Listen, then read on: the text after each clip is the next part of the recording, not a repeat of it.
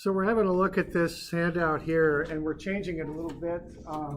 This is 415, I think. We're finding the resultant. I think 415 actually says find the reactions, but we're finding the resultant for this. And all right, so let's have a look. So what this is, we're just modeling one of the benches out there. We're just trying to look at what you might use resultants for, and in a practical sort of way where you're in the working world sort of thing. So let's have a look here. And we're just kind of making some assumptions here. We're not trying to take this too awful seriously, but I just want to get you kind of an example of what you might do with this stuff, okay? So what we're looking at here is figuring out the bolts that would be put in this bracket on this bench. These benches are outside in the courtyard.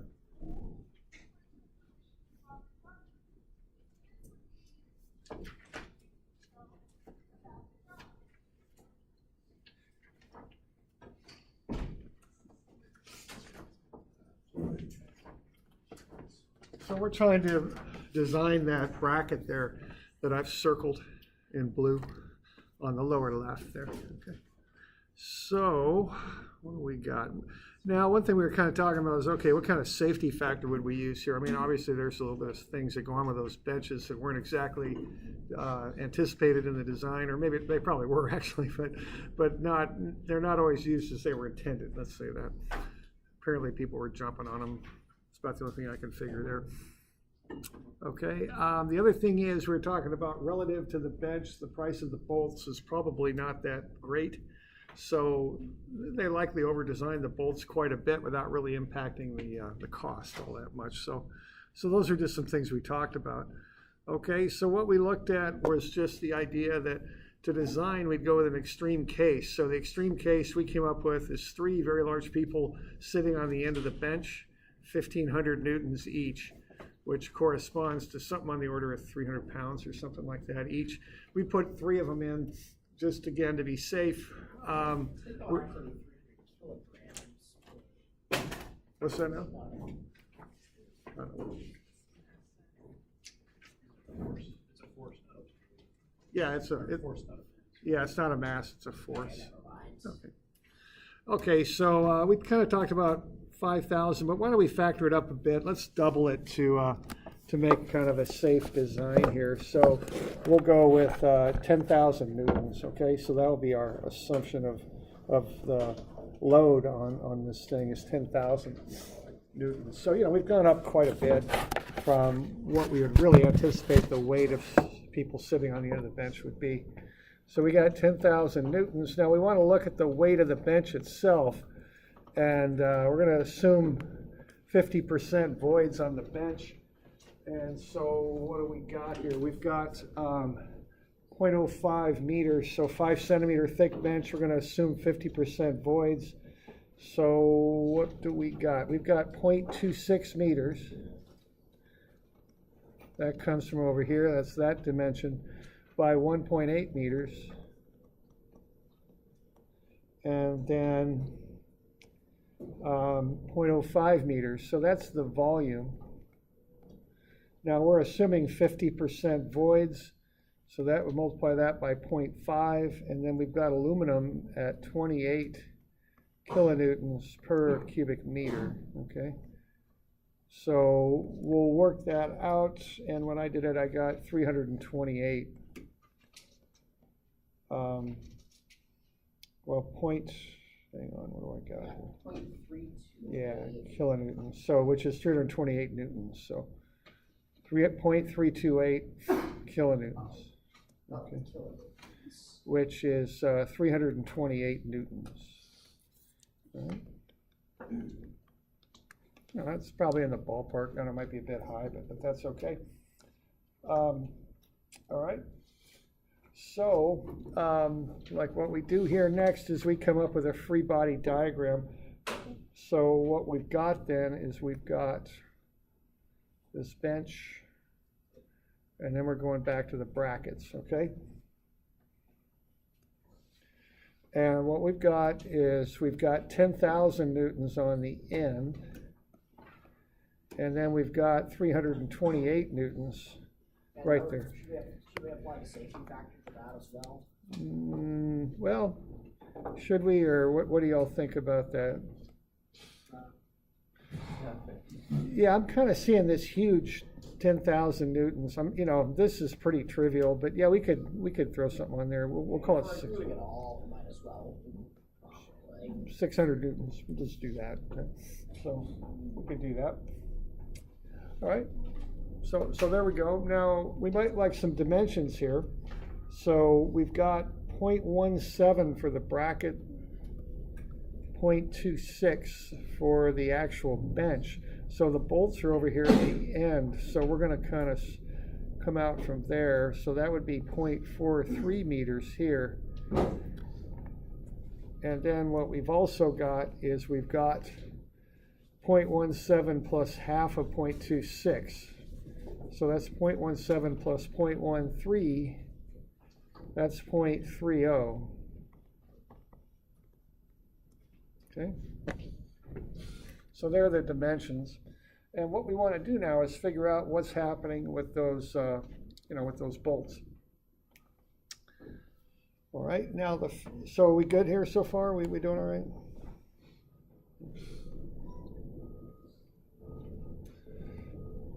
So what's happening with the bolts then is we're going sum of Fy, and what that is going to be minus 10,000 newtons, minus 600 newtons. So that's minus 10,600 newtons. Okay.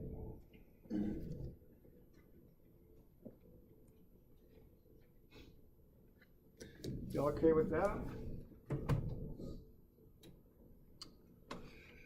All right. So what we'll look at here next is we've got 10,600 newtons.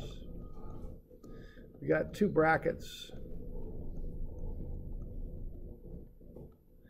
So what we get out of that is 5,300 newtons per bracket. And then what we've got next is we've got, 4 bolts per bracket. So if we take 5,300 newtons and divide it by 4 bolts,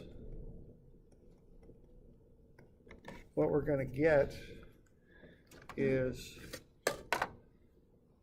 something, 1,325, is that it? 5,300 divided by 4. 1,325 newtons per bolt. Okay. Now, what is that we got? What type of force is that? There's 8 volts.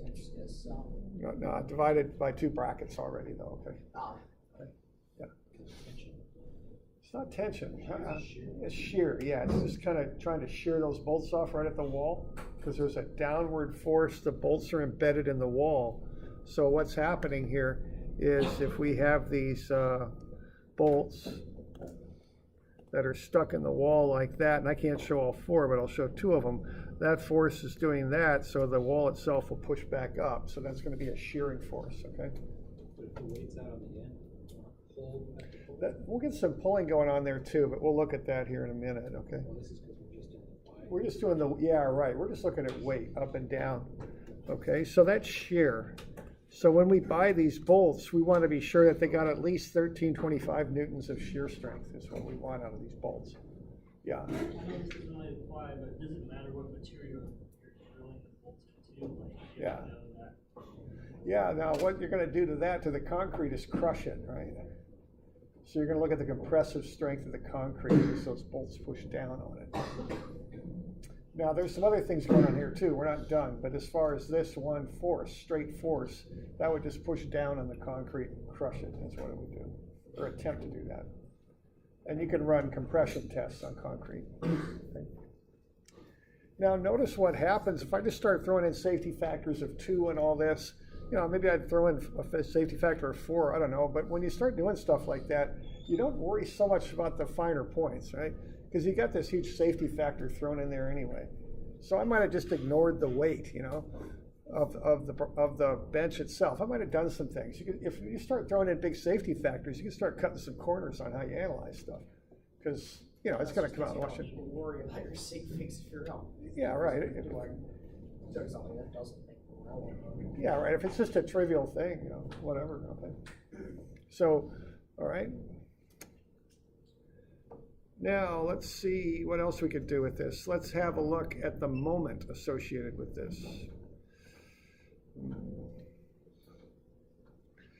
Let's see, what are we going to do here? Edit. Yeah, that's probably it. Insert an image, page, select, insert a page. Let's do that. There we go. Okay. All right, now let's figure out the moment on this bracket, okay? So what we've got here is we've got the bench itself that's sticking out from the wall.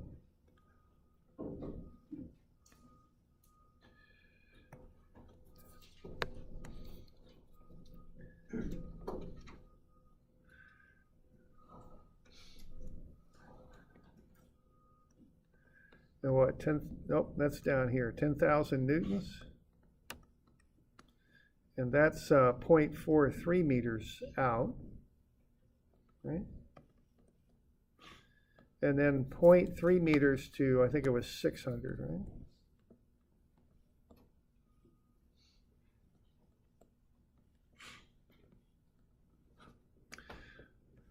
So let's find the moment, okay? So that's going to be counterclockwise, so that's all good for sine. So that's 10,000 newtons times 0.43 meters. And then to that, we would add the 600 newtons times 0.3 meters. Okay, so we'll take 10,000 times 0.43, and of course that's going to be 4,300. And then to that, we'll add 600 times 0.3, which is, so when we add everything up, I got 4,480 Newton meters, okay?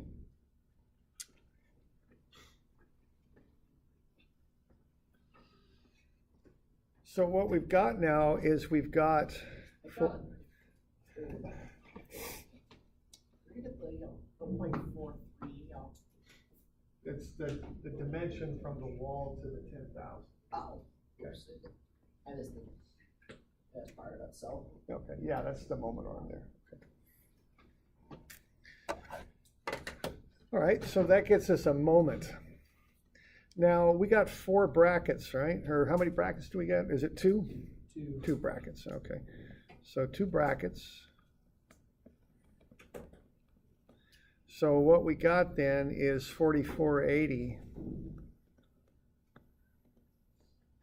over 2, and that's 2240 Newton meters, okay? That's per bracket. And then each bracket has 2 bolt pairs, okay? So let's kind of draw up a sketch of what we got here. Let's see, how might I best draw this? I'll try it like this. So what I have here on each bracket is I've got 2240 doing this.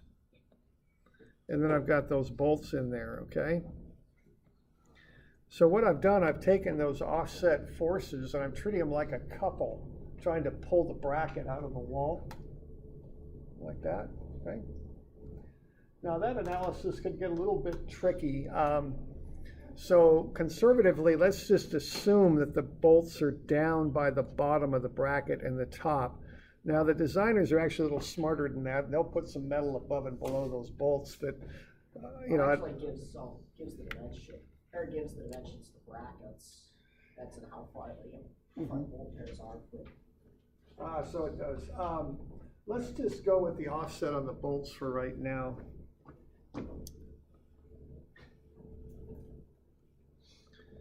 So that's 0.2 meters. Now, if we just consider the bolts themselves, what we would have then, if we were to model that, is we'd take our 2240 Newton meters, and we've got 2 bolt pairs per bracket, right? So we divide that again by 2, and we get 1120 Newton meters per bolt pair. All right, so then if we go ahead and look at that, what we've got is we've got 2240. No, we don't. We got 1120 Newton meters on each pair of bolts. And what's going to happen there? Those top bolts are what? They're going to be kind of pulled out, aren't they?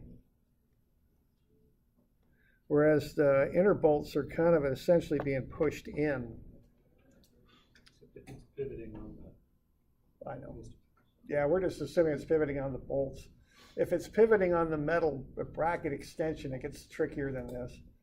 You know, we could maybe mention that and talk about it. I don't want to hang up too much on it though, but you know, this actually got a little trickier because that bracket extends down below the bolts, which actually puts both bolts in tension.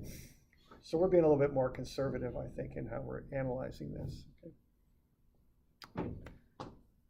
So what we would have there would be 2 equal and opposite forces that correspond as a couple to that moment that we're applying there, and they're separated by 0.2 meters. Okay. So if you take that 1120 Newton meters and divide it by the separation, which is the D part of the couple formula, the FD, what we would get there would be a big number, and that would be 1120 divided by 0.2 meters, right? Yeah.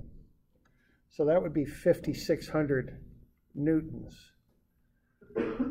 So in this admittedly very conservative analysis, that's the force that you would have on those top bolts.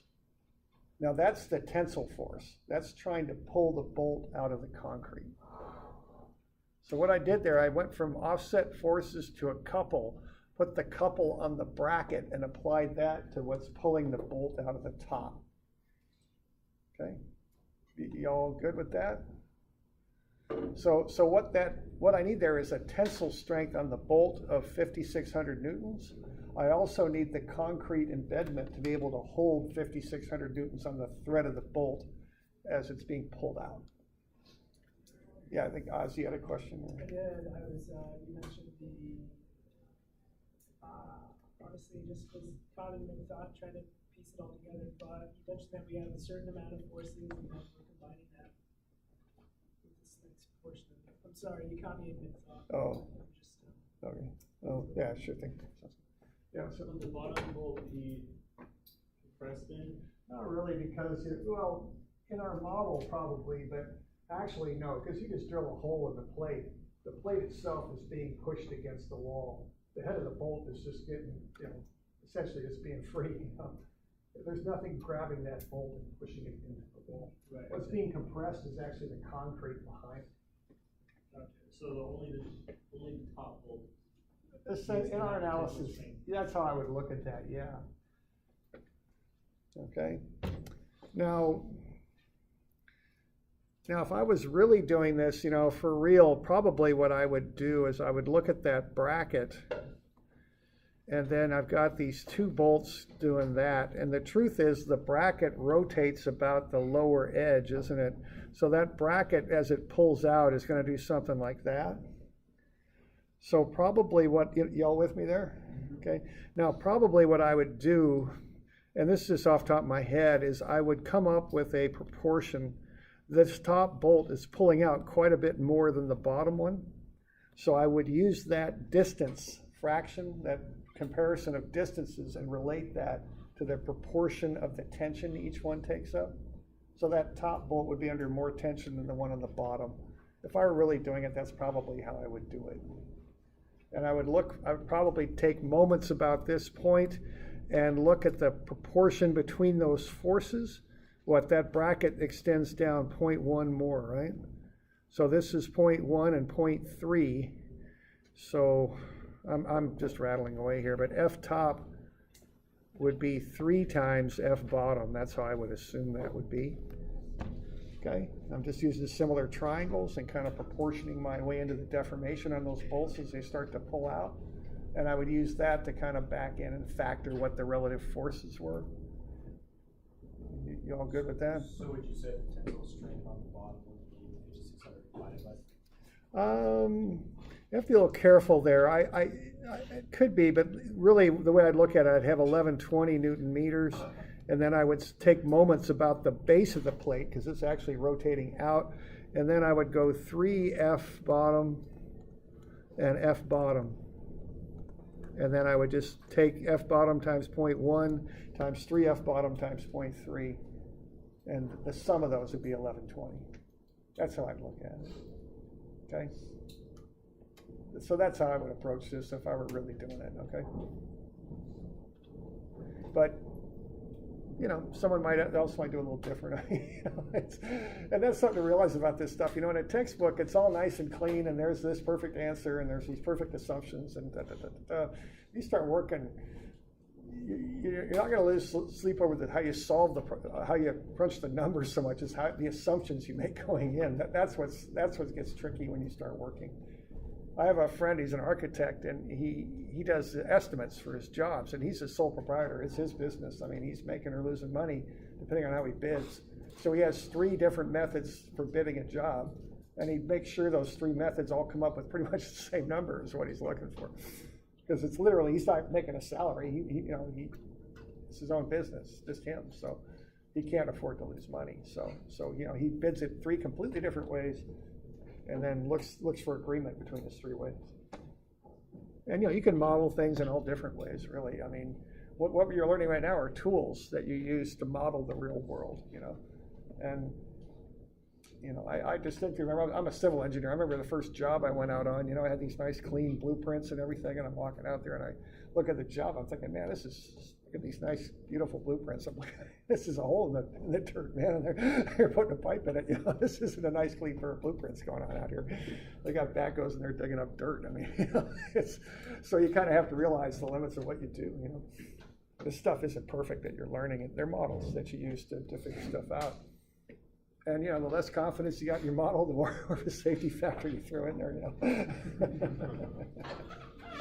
I mean, that's really how it works. And you can put it on a computer and dress it up and make it look really nice. But especially like in civil engineering, man, you're digging holes in the dirt is what you're doing and building stuff. It's not always this highly precisely theoretical enterprise. Okay. So we doing okay with that? I don't know, why don't we just run these numbers just because I put them up here. So what would we get if we did it this way? Okay, this way we got 5,600 for that top one. Now we got F bolt, what do we got? We've got 1120, and I'm kind of rambling here, I'm sorry, but it's worthwhile though. It's something, you'll learn when you start working kind of how this goes. So I'm doing 0.1 for that bottom moment arm times my bottom force. And then I've got 0.1 and 0.2, which is 0.3 meters, times 3 times the bottom force. Okay, I'm starting to run out of room here, but I got 1120 Newton meters. 0.1, 0.3 times 3 is 0.9, which just by pure coincidence equals 1 F bottom, right? Okay, so F bottom is 1120, right? Now that's pure coincidence, they came out to be 1. F bottom is 1120, and F top, I'm going to run out of room here, is 3 times F bottom, otherwise known as 3360. Okay?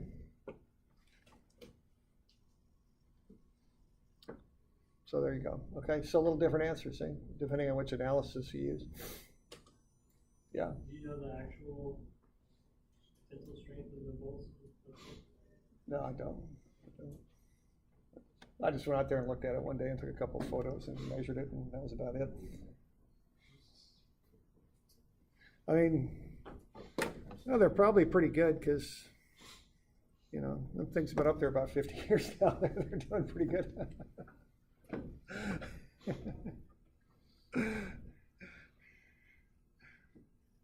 So we good? You got that one pretty well analyzed? That very last number in the Yeah. very bottom right, that was 3.3. It's 3360. I'm sorry, I'm just running out of room so much.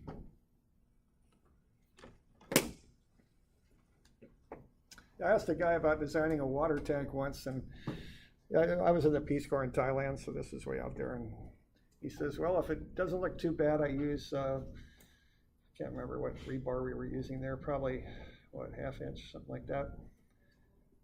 8's, 1/2 inch, 4. So if it doesn't look bad, I go number 4 rebars at 12 centimeters. But if it looks bad, I go number 6 rebars at 6 centimeters.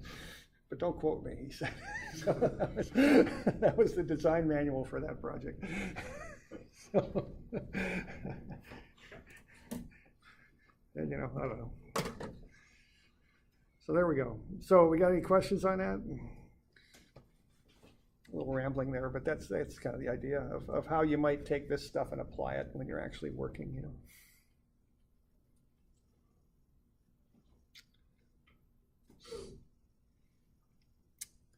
Okay. All right, so that's those are resultants there. So the point of doing all this stuff is to take complicated systems, i.e. a bench, modeling it, and then trying to boil it down to a simple system that is applied to whatever you're trying to work with or design, in this case, those bolts. All right? Now, there's one other modeling thing we need to learn about, and that's distributed loads. So let's have a look at that. But I think I'm kind of jumping around in the book, if I remember right. It's, I think we might be going backwards from where we were, if I remember right. Yeah, we are. There we go. 340 is where we're at now.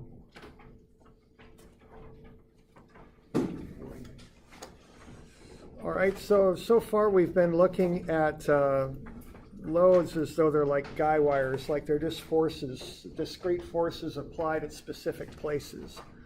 But that isn't always the case, all right? And a lot of the structural work we do, anything with loads, when we're carrying things or bearing loads, quite often they're distributed loads. They're distributed over a length or over an area.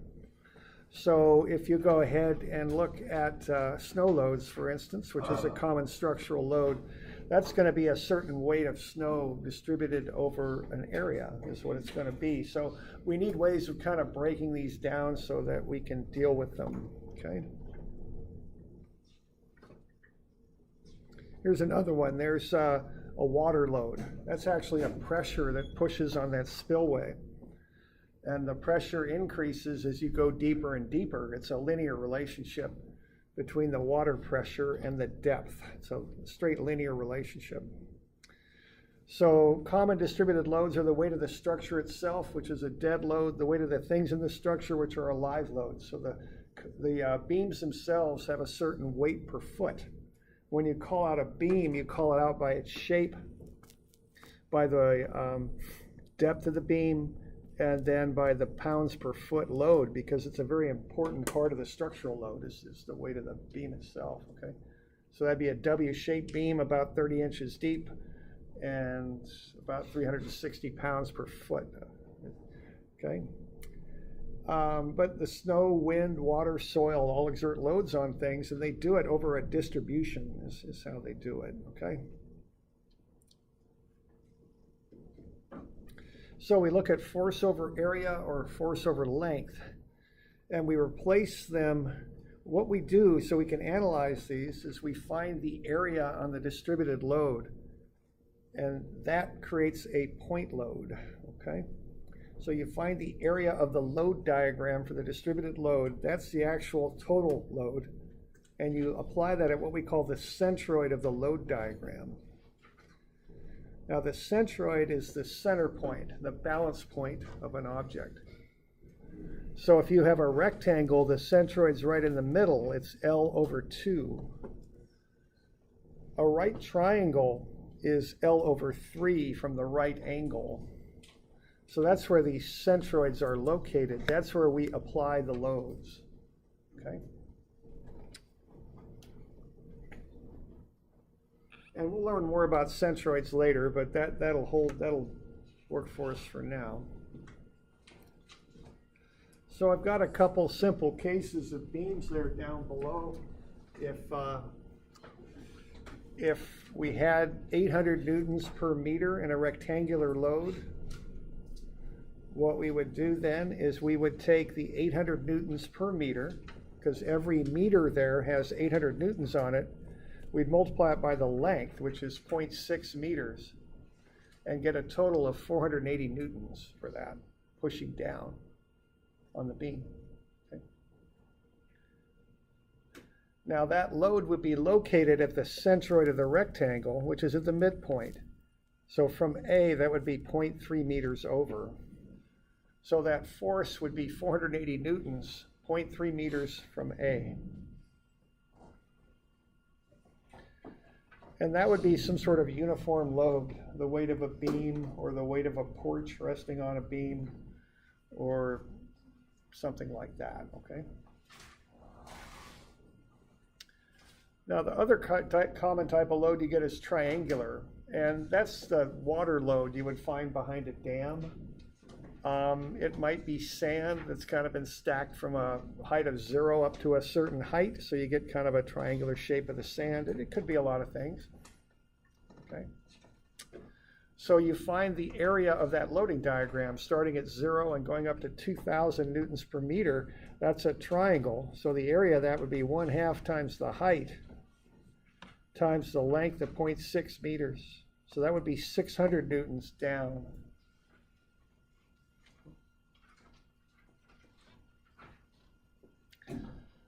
Now what's going on with that is, again, we want to locate these because not only are we interested in how hard they push, which is the area under the load diagram, we're also interested in the moment that they cause about given points. So we want to know where to put that 600 Newton total load that results from the 2,000 Newton per meter triangular load, okay? So you put it 1/3 of the length away from the right angle. We're referencing here to A, so it'd be 2/3 of the length away from the right angle, or from the vertex there from point A. So it'd be 2/3 times 0.6, it'd be 0.4 meters away from A. Okay.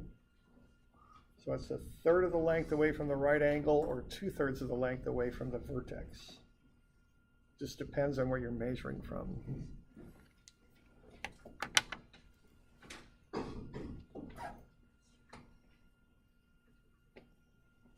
Doing all right with that? Okay. Why is it 2/3? Because it's, okay, what we're finding here is a centroid, which is kind of the balance point of an object. For a right triangle, the centroid's located more towards the right angle because the object's thicker down that way. Right? So it's 1/3 of the distance from the right angle, as it turns out. We'll prove that later, but that's how far it is from the right angle. So that leaves 2/3 of the length on the other side, which is from the vertex. Okay, so that's the general rule. Yeah, that is a rule that always holds for a right triangle. 1/3 of the distance from the right angle is where the centroid's at. Okay. All right. So we good with this? This is kind of the basic rule for breaking these things down. Okay. Good.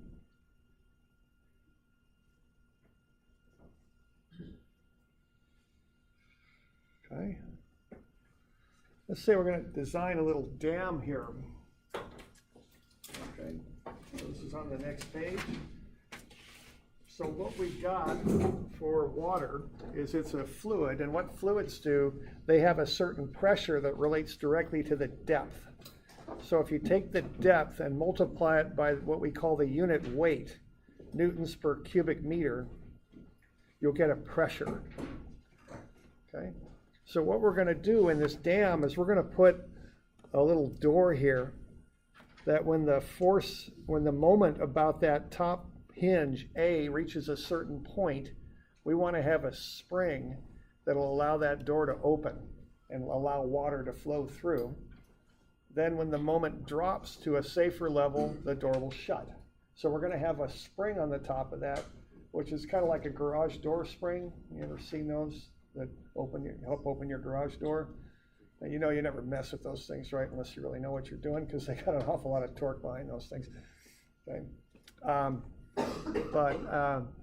But we got like a spring that will allow that door to swing open at A. That's the idea, okay? And we want to know how to set the spring such that the door will open when the water hits 6 meters of depth. And the door is 1.2 meters high. Okay.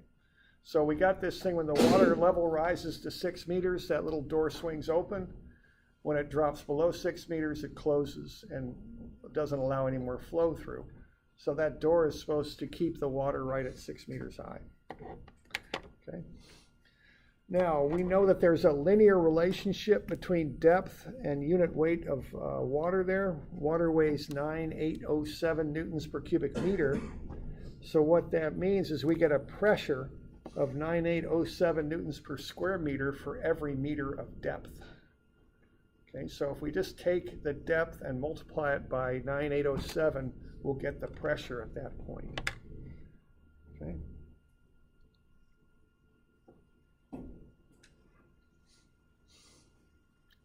So we take the pressure, the specific weight times the depth to get the pressure. So we can get the pressure at A and the pressure at B. Notice that they're different. We have kind of a triangular shape to that loading diagram. But we're only really looking from A to B, so what we end up with is a trapezoidal shape. Okay? So we're going to take 9,807 times 4.8 meters and 9,807 times 6 meters. And what we're going to get out of that is the pressure at the top of the gate and the bottom of the gate.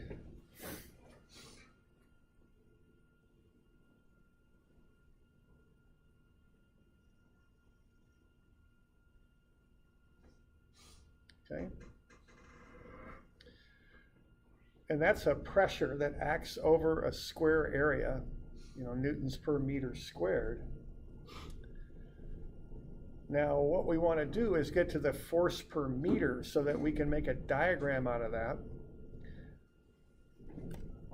We've got a square area that we're analyzing, kind of an instantaneous square meter or square unit. If we multiply that by the width of the gate, which is 2 meters, what we get is the load per meter, which is an instantaneous load per unit depth. So if we take the 47074 times 2 meters, we'll get 94147 newtons per meter.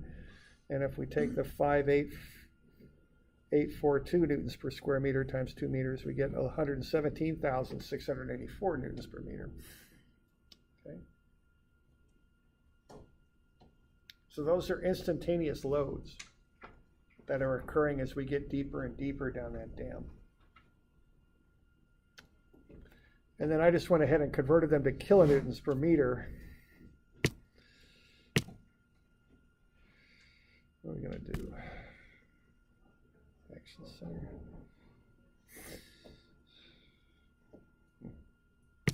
There we go. Get that out of there. Okay, so we've got 98147 newtons per meter, which is 94.1 kilonewtons per meter, and we got 117,684 newtons per meter, which is 117.7 kilonewtons per meter. And those are the values on this diagram. So that's 94.1 kilonewtons per meter at the top and 117.7 kilonewtons per meter at the bottom. Okay. So that's what's going on with that diagram. And we just worked our way through there by using the unit weight of water and the depths to these points, to A and to B. Getting the pressure first, then multiplying by the width of the dam to get the instantaneous loads. Okay. Good.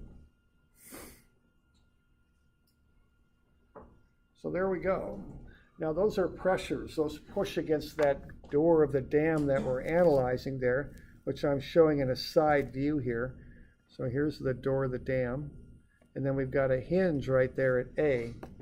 And we want to see what loads are acting on that when the water reaches 6 meter depth. So what I want to do is get the two loads. I'm saying two because I don't know where the centroid of a trapezoid is. So I'm breaking that up into a rectangle and a triangular load. Okay.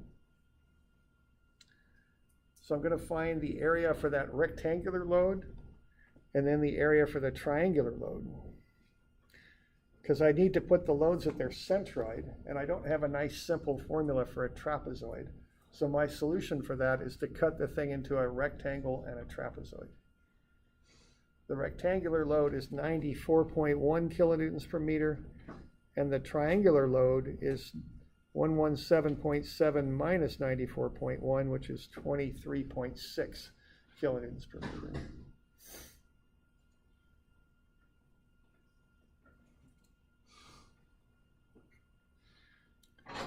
So we all right with that?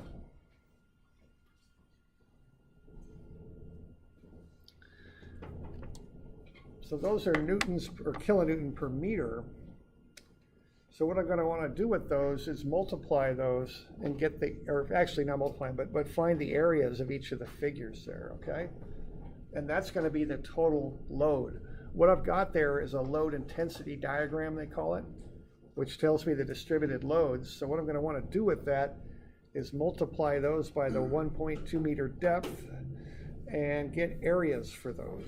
So use those values plus the 1.2 meters to get areas under those loading diagrams, okay?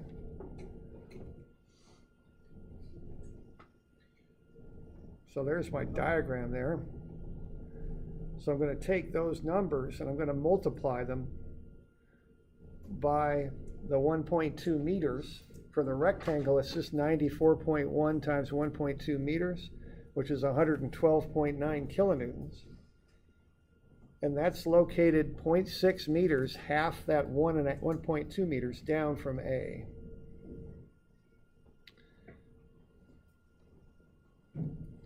Now the 23.6, that's for the triangular load. So I'll take 1/2 of that times 1.2. Okay, 1/2 because it's a triangle. So I'm getting the area of this load diagram here, this triangular load. I'm going to get 14.1 kilonewtons for that. And I'm coming down from the vertex at A, so I'm going 2/3 of 1.2. Because I'm going to the centroid there. The centroid's located 1/3 of the distance up from the right angle. So I'm coming down from that vertex. So I'm going 2/3 of 1.2. It's 0.8. So what I've got there are both loads then, one for the rectangular load, one for the rectangular distributed load, and the other for the triangular distributed load. And I've got their distance from A. Okay. You doing all right with that? So what I'm going to do, I'm going to find the moment about A. I'm just going through these steps to kind of work this unit weight of water and depth down to loads and moments about A. That's what I'm interested in. Okay. So I'm going to take the moment about A. I'm going to call clockwise positive on this. I just don't want to throw negatives into it. So I could do that. I mean, it's not a big issue, just calling clockwise positive for this. So what I can do there is I can find the net moment about A when the depth of the water is at 6 meters. And that comes out to be 1112.9 times 0.6 meters. That's the rectangular load, plus 14.1 kilonewtons times 0.8 meters. That's the triangular load, 79.1 kilonewton meters. So that's how I set the spring at A. So when that net moment is 79.1 kilonewton meters, I set that spring at A so it'll open. That door will rotate open and some of the water will come through and drop the depth down. Okay. I could also find the net force on the gate, which is 127 kilonewtons.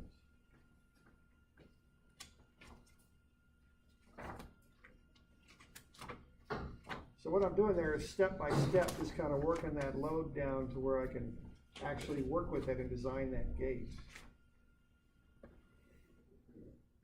Okay.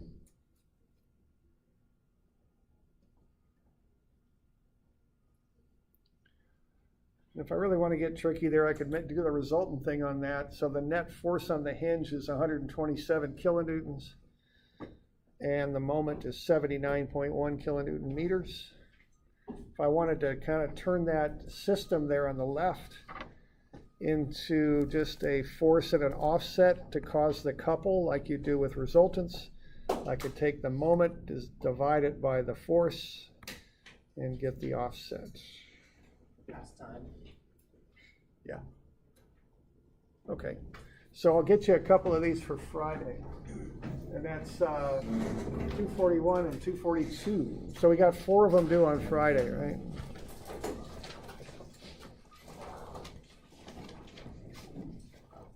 Okay. So there we go.